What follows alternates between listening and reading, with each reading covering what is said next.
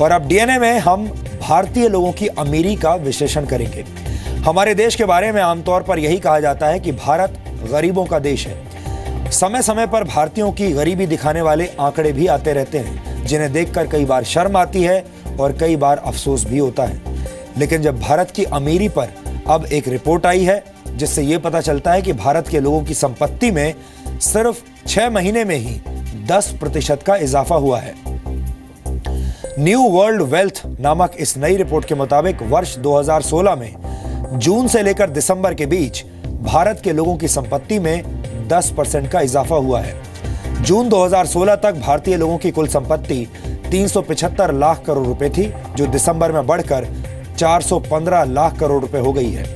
भारत में 2,64,000 करोड़पति हैं और 95 अरबपति हैं। कुल संपत्ति के लिहाज से भारत दुनिया में 6ठे नंबर पर है। इस रिपोर्ट के मुताबिक मुंबई को भारत का सबसे अमीर शहर बताया गया है और इस रिपोर्ट में यह बात भी सामने आई है कि दुनिया भर में 1,36,00,000 करोड़पति हैं और आने वाले समय में सबसे ज्यादा नए करोड़पति भारत, चीन, वियतनाम, मॉरिशस और श्रीलंका से बनेंगे। यहां आपको यह बता दें कि न्यू वर्ल्ड वेल्थ रिपोर्ट में करोड़पति उन लोगों को माना गया है जिनके पास 1 मिलियन अमेरिकी डॉलर्स यानी 6 करोड़ 70 लाख रुपए की संपत्ति है और अरबपति उन लोगों को माना गया है जिनके पास 1 बिलियन डॉलर यानी 6,700 करोड़ रुपए की संपत्ति है। भारत के शहरों की बात करें तो 55 लाख करोड़ रुपए की कुल संपत्ति के साथ मुंबई पहले नंबर पर है। मुंबई में 46,000 लोग करोड़पति हैं और अरबपतियों की संख्या 28 है। दूसरे नंबर पर दिल्ली है। 30 लाख करोड़ रुपए की कुल संपत्ति के साथ यहाँ 23,000 करोड़पति लोग हैं और 18 अरबपति हैं। जबकि तीसरे नंबर पर कोलकाता, चौथे नंबर पर हैदराबाद, 5वें पर बेंगलुरु और 6ठे नंबर पर पुणे है। इसी लिस्ट में अगर गुरुग्राम और चेन्नई के अमीरों की संख्या जोड़ दी जाए तो देश के 79% अरबपति इन्हीं 8 शहरों में रहते हैं। इन आंकड़ों को देखकर आप ये कह सकते हैं कि देश अमीर हो रहा है, लेकिन ये आधा सच है क्योंकि भारत में गरीबी और गरीबों की कोई कमी नहीं। भारत में दुनिया के सबसे ज्यादा गरीब रहते हैं और इन गरीबों की संख्या 22 करोड़ से ज्यादा है। अंतर्राष्ट्रीय चैरिटी संस्था ऑक्सफैम की एक रिपोर्ट के मुताबिक दुनिया के 360 करोड़ अति गरीब लोगों में से करीब 25% भारतीय उपमहाद्वीप में ही रहते हैं। ये एक शर्मनाक स्थिति है कि क्योंकि भारत के सिर्फ 1% लोगों के पास देश की 58% दौलत है, जबकि बाकी के 99% लोगों के पास सिर्फ 42% दौलत है। भारत के करीब 20 करोड़ लोग आज भी हर रात भूखे सोते हैं, जबकि 18 लाख लोगों के सिर पर किसी तरह की कोई छत नहीं। यानी भारत में अमीरी और गरीबी के बीच की खाई और ज्यादा बढ़ती जा रही है। अमीर और ज्यादा अमीर हो रहे हैं और गरीबों को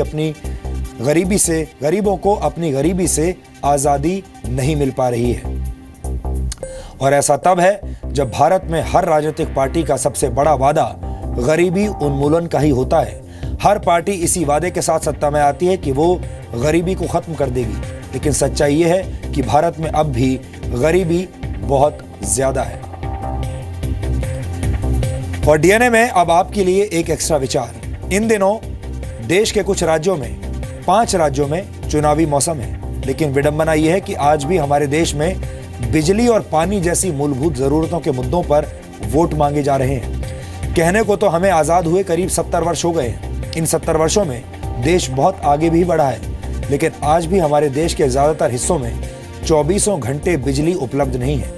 जनसंख्या के लिहाज से देश के सबसे बड़े राज्य उत्तर प्रदेश की बात करें तो कल यहाँ पर चौथे चरण का मतदान है, लेकिन उससे पहले यहाँ बिजली कटौती का मुद्दा एक बड़ा चुनावी मुद्दा बन चुका है। अलग अलग राजनीतिक पार्टियां इस पर क्या बयान दे रही हैं और इसे लेकर किस तरह की राजनीति हो रही है, ये सब आप भी देख रहे होंगे। लेकिन इस समस्या की जड़ कहां पर है, इस पर कोई बात नहीं करना चाहता। हमारे देश में अगर कोई नेता ये कह दे कि वो किसी खास त्योहार पर लगातार 4 या 5 दिन तक 24 घंटे बिजली देगा और कोई बिजली में कटौती नहीं होगी 1 घंटे के लिए भी, तो इसे बड़ा ऐलान मान लिया जाता है। कई लोग इसी आधार पर नेताओं को वोट भी देते होंगे, लेकिन सच्चाई ये है कि 24 घंटे बिजली देना कोई चमत्कार नहीं, बल्कि एक मूलभूत जिम्मेदारी है। हमारे देश की सरकारों ने वोट देने वाले आम आदमी को छोटी छोटी चीजों के लिए भी बहुत तरसाया है। ऐसा लगता है जैसे बिजली और पानी के लिए आम आदमी को एक भिखारी की तरह बना दिया गया हो। बिजली और पानी भारत के नागरिकों की मूलभूत जरूरतें हैं और उनका अधिकार भी है, लेकिन इन्हें भी ऐसे दिया जाता है जैसे कोई एहसान किया जा रहा हो। सरकार चाहे किसी भी राज्य की हो, उसका ये दायित्व है कि वो अपने नागरिकों को 24 घंटे बिजली दे और पीने के लिए साफ पानी की आपूर्ति करे।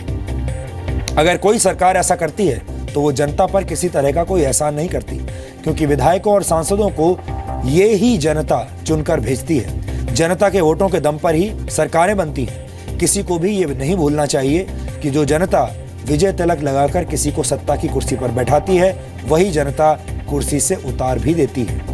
हमारे देश के ज्यादातर राज्यों में अगर किसी दिन 24 घंटे अगर बिजली आ जाए तो लोग बड़े खुश हो जाते हैं। इसे बड़ी उपलब्धि के तौर पर देखा जाता है और पूरे दिन एक बार भी अगर बिजली नहीं कटी तो एक बड़ी बात है। यानी हमारे देश में 24 घंटे बिजली आना एक बड़ी खबर है, जबकि दुनिया के कई दूसरे देशों में अगर 1 घंटे के लिए भी बिजली चली जाए तो आफत आ जाती है। पूरा सिस्टम सावधान मुद्रा में खड़ा हो जाता है और यह सुनिश्चित करता है कि बिजली की आपूर्ति लगातार होती रहे। वहां 1 घंटे बिजली ना आना एक बड़ी खबर है, जबकि भारत में 24 घंटे बिजली आना बड़ी और हैरान कर देने वाली खबर है।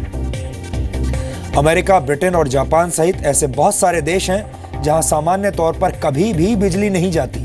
अगर कभी ऐसा होता है तो वहां बहुत बड़ी खबर बन जाती है। अगर बिजली चली जाए तो इस बात की जांच होती है। ऐसे देशों में सिर्फ प्राकृतिक आपदा की स्थिति में ही बिजली की कटौती होती है, लेकिन भारत का हिसाब किताब जरा दूजी किस्म का है। इस बारे में आज सोचिएगा जरूर।